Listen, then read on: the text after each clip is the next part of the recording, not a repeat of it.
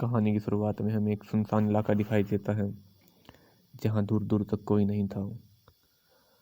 वहाँ सिर्फ मौत थी, मौत से जिंदगी के बीच में एक थोड़ी सी पतली सी लकीर। उसके तुरंत बाद हमें वहाँ के कुछ सीन दिखाए जाते हैं और फिर हमें दिखाई देती है हमारी मूवी की मेन कैरेक्टर अर्लीन। अर्लीन को दो पुलिस वाले वहाँ पे छोड़ के जाते हैं। उसके पास सिर्फ एक छोटी सी पानी की बोतल थी जिसके सहारे उसको आगे बढ़ना था और वो इसके सहारे ही आगे बढ़ रही थी, लेकिन दूर दूर तक सिर्फ सुनना सुनसान इलाका। उसके बाद उसको एक कार दिखाई देती है। वो सोचती है कि थोड़ी देर यहाँ पे आराम कर लूँ, लेकिन कुछ लोग उसको देख लेते हैं और उसके पीछे पड़ जाते हैं। वो भागने की कोशिश करती है लेकिन वो लोग उसको कैद कर लेते हैं अपने पास। उसके थोड़ी देर बाद हमें दिखाया जाता है एक अनजान महिला उसके पास आती है और उसका एक हाथ और एक पैर काट ली जाती है। जी हाँ, आपने सही सुना, उसका एक हाथ और एक पैर। असल में ये लोग कैनिबल्स हैं, ये इंसानों को खाते हैं। इसके बाद हमें आगे का सीन दिखाया जाता है इन लोगों ने और लोगों को भी कैद कर रखा है यहाँ पर अर्लिन के साथ। इसके अगले सीन में हमें दिखाई देता है इनका एक लीडर है जिसका नाम है जेसन, और उसकी वाइफ और उसका एक बच्चे के साथ वो यहाँ पर रहता है।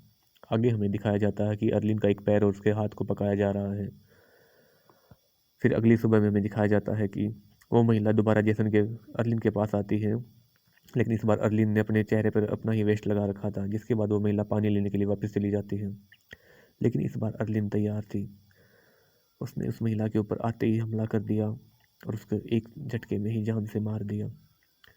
इसके बाद वहाँ से भाग गई, लेकिन उसको जाते हुए वहाँ के एक कैदी ने और देख लिया, लेकिन अर्ली ने उसके ऊपर ध्यान नहीं दिया और थोड़ी देर जाते ही वह इस बीहड़ रेगिस्तान में बेहोश हो गई। वहाँ पर उसके बचने की कोई उम्मीद नहीं थी, लेकिन थोड़ी देर बाद हमें पता चलता है कि उसी बूढ़े इंसान ने उसको अपनी ट्रॉली में उठाकर वहाँ से लेके चला गया। उसके बाद उस बूढ़े इंसान ने उसको कंफर्ट जोन में छोड़ दिया और वहाँ के लोगों ने उसको अपना लिया, उसका इलाज किया, और जिसके बाद उसकी हालत थोड़ी पहले से ठीक होने लगी। वो अब चलने फिरने भी लगी थी। उसको एक आर्टिफिशियल पैर भी दे दिया गया, लेकिन फिर भी उसके अंदर कुछ ना कुछ कमी महसूस हो रही थी। उसको लग रहा था कि मेरे अंदर कुछ कमी है। उसके अंदर बहुत सारा गुस्सा भरा हुआ था। वो उन लोगों से बदला लेना चाहती जिन लोगों ने उसके साथ गलत किया। ऐसे ही सोच में एक रात को वो वहाँ से बाहर जाने का सोचती है और अपने पास एक बंदूक को लेके वहाँ से बाहर निकल जाती है। उसी बीच जेसन की वाइफ और जेसन की बच्ची भी वहाँ बाहर आई हुई थी। अर्लिन ने उन लोगों को देख लिया और उनके पास जा के देखा कि ये दोनों कहाँ से आई है, लेकिन जैसे ही उसको पता लगता है कि ये लोग भी कैनिबल्स हैं, उसका गुस्सा सातवें आसमान पर था। उसके बाद जेसन की वाइफ ने भी उसको देख लिया और देख लिया कि इसके हाथ में बंदूक है। इसके बाद जेसन की वाइफ ने उसके सामने गिड़गिड़ाने की कोशिश करी, उससे माफ़ी मांगने की कोशिश करी, लेकिन अर्लिन ने बोला कि यही सेम सिचुएशन थोड़े दिन पहले मेरे साथ भी थी, तुम लोगों ने मुझे माफ़ नहीं किया। इसके बाद जेसन की वाइफ ने दोबारा से उसके सामने हाथ जोड़े, लेकिन अर्लिन कहाँ मानने वाली थी। उसके अंदर तो गुस्सा भरा हुआ था इन लोगों के प्रति, और इसी गुस्से के कारण उसने जेसन की वाइफ को वहीं पे मार दिया। लेकिन उसके साथ उसकी बच्ची भी थी। अर्लिन ने पहले तो सोचा कि उसको भी मार दो, लेकिन उसको उसके ऊपर दया आ गई और उसने उसको छोड़ दिया। सिर्फ उसने जेसन की वाइफ को ही मारा। इसके तुरंत बाद हमें दिखाई देता है कि जेसन की वाइफ की वहीं मृत्यु हो गई। उसके बाद में हमें पता चलता है कि जेसन की बच्ची को अर्लिन अपने साथ ही लेके चली गई कंफर्ट जोन के अंदर। उसके बाद अगले सीन में हमें दिखाई देता है कि जेसन अपनी बच्ची और अपनी वाइफ का वेट कर रहा था। उसको लगा कि अभी तक तो उन लोगों को मेरे पास आ जाना चाहिए था, और वो भी उन लोगों को ढूंढने के लिए बाहर निकला, लेकिन थोड़ी दूर जाते ही उसको अपनी पत्नी का शव दिखाई दिया। इसके बाद जेसन भी बौखला गया। उसने वहाँ के देखा कि एक बूढ़ा वहीं पे है। उसने इस बूढ़े से पूछने की कोशिश की कि ये सबने किसने किया, लेकिन वो बूढ़ा कहाँ बताने वाला था। उसके तुरंत बाद जेसन ने उसके साथ थोड़ी ज़बरदस्ती करी, उसके साथ मार पिटाई करने की कोशिश करी। तब उस बूढ़े को थोड़ा डर हो गया। उसने उसको बता दिया कि तुम्हारी बच्ची कंफर्ट जोन में है। इसके बाद जेसन ने सोचा कि मुझे भी वहीं जाना पड़ेगा और मेरी बच्ची को वहाँ से वापस लेके आना पड़ेगा, और वो चल दिया कंफर्ट जोन की तरफ अपनी बच्ची को वहाँ से लेके आने के लिए। इसके अगले सीन में हमें दिखाई देता है कि कंफर्ट जोन का एक सीन है, वहाँ पे पार्टी चल रही है। चारों तरफ लोग ड्रग्स ले रहे हैं, और ये पार्टी ऑर्गेनाइज करी है वहीं के मेयर एक ने, जो कि वहाँ पे सबसे पावरफुल आदमी है। उसी ने कंफर्ट जोन को बसाया है। और कंफर्ट जोन के अंदर उसी की चलती है। वहीं पे हमें अर्लीन और जेसन की बच्ची को भी दिखाया जाता है। लेकिन वहाँ पे अर्लीन एक गलती कर देती है। वहाँ पे जो ड्रग्स बिक रहा था, अर्लीन उसे कंज्यूम कर लेती है और जिसके बाद अर्लीन अपने होश में नहीं रहती। वो मदहोश हो जाती है उसके चक्कर में, उसको नशे हो जाते हैं। उसके तुरंत बाद उसको पता ही नहीं चलता कि वो कहाँ है, और ऐसे करते करते वो कंफर्ट जोन से बाहर ही आ जाती है। उसके तुरंत बाद उसके आसपास हमें जेसन को दिखाई देता है। जेसन उसको पकड़ लेता है वहाँ पे। उसके तुरंत बाद इसके अगले सीन में हमें दिखाई देता है कि जेसन उसको पकड़ लेता है, उसका आर्टिफिशियल पैर भी छीन लेता है और उसको बोलता है कि अगर तुम्हें ज़िंदा रहना है तो तुम्हें मेरी बात माननी होगी। अर्लिन समझ जाती है कि उसको अब इसकी बात माननी ही होगी। जेसन उसको अपनी बेटी की फ़ोटो दिखाता है और कहता है कि ये कंफर्ट जोन के अंदर है, इसको तुम्हें बाहर लेके आना होगा। अर्लिन ने उसके बारे में सोचा और बोला कि इसको मैं जानती नहीं, लेकिन हाँ तुम्हारे लिए मैं इसको ढूंढ सकती हूँ। जेसन उसको कहता है कि अगर तुमने थोड़ा सा भी चालबाजी करने की कोशिश की तो मैं तुम्हें मार दूंगा। इसके बाद उन दोनों की बहुत देर तक बात होती है और जेसन उसको बहुत सारी धमकियाँ देता है कि अगर तुमने मेरे से थोड़ा सा भी धोखा देने की कोशिश करी तो मैं तुम्हें सारी को सारी खा जाऊंगा। इसके बाद अर्लीन भी डर जाती है और उसकी बात मान लेती है, उसके साथ चलने को मजबूर हो जाती है। उसके अगले सीन में हमें दिखाई देता है कि वो दोनों साथ में आगे जा रहे हैं। तभी कोई अनजान व्यक्ति दूर से आता है और जेसन को बोलता है कि जेसन, तुम मुझे इस लड़की को दे दो और बदले में तुम मेरा सारा पेट्रोल ले रख सकते हो जो तुम्हारे काम आएगा।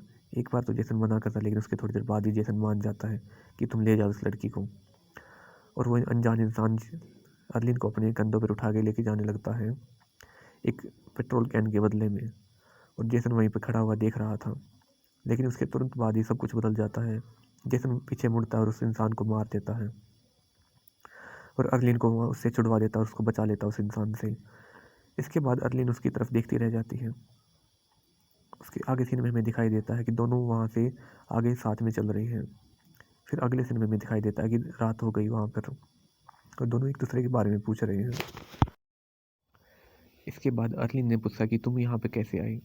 तब जेसन बताता है कि ये बात बहुत पुरानी है, तब मैं बच्चा था और यहाँ पे अपने घर वालों के साथ समुद्र के रास्ते से आने की कोशिश कर रहा था, लेकिन अमेरिका आते ही इन लोगों ने उसे पकड़ लिया और इस सुनसान इलाकों में डाल दिया। तब से वो यहीं पे जी रहा है ऐसी ही ज़िंदगी। उसके बाद अर्लिन बताती है कि मेरे साथ भी कुछ ऐसा ही हुआ।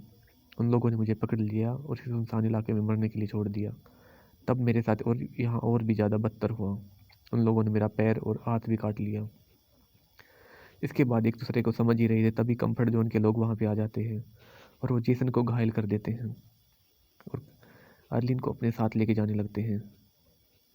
इसके बाद जैसे ही अगले सीन में दिखाई देता है कि अर्लिन कंफर्ट जोन में बैठी हुई है, लेकिन उसको वहाँ पे मन नहीं लग रहा, उसको जेसन की याद आ रही है।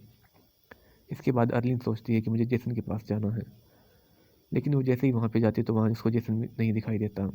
वहाँ उसकी सिर्फ नोटबुक थी जिस पे उसकी बेटी का स्केच बना हुआ था और वो उसको लेके वापस कंफर्ट जोन में आ जाती है और वो अब उसकी जेसन की बेटी को ढूंढने लगती है कि किसी ने उसको देखा, इसने बहुत ढूंढा कंफर्ट जोन में। उसके अगले सीन में हमें दिखाया जाता है कि जेसन के पास बहुत सारे कौवे उड़ रहे हैं। वहीं थोड़ी दूर बाद ही वहाँ पे एक बूढ़ा इंसान आता है जो जेसन को देख लेता है इतनी बुरी हालत में और वो सोचता है कि मैं इसको कैसे बचाऊं।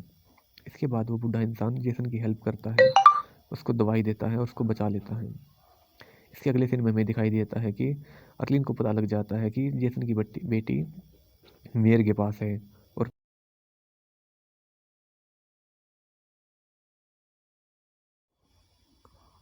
और मेयर ने उसको अपने गोद ले लिया।